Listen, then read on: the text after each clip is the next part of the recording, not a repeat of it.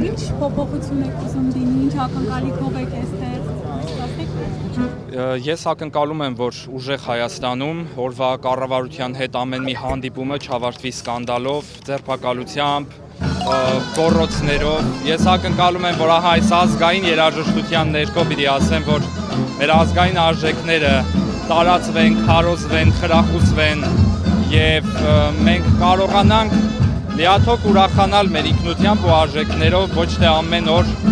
կռիվ տալ դրանք գոնե մի փոքր պաշտպանելու համար։ Ըստ էության սա ոչ թե ընտրություններ են եւ ոչ թե պարզապես հերթական քաղաքական պրոցեսն է, որին ամեն մեկս պիտի որոշենք մասնակցել, խառնվել թե ոչ, այլ սա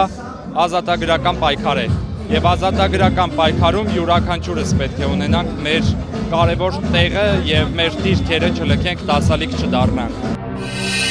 Բաժանորդագրվեք Արմաթ մեդիայի ալիքներին սոցցանցերում։ Հետևեք մեզ նաև Արմաթ մեդիա AM կայքում։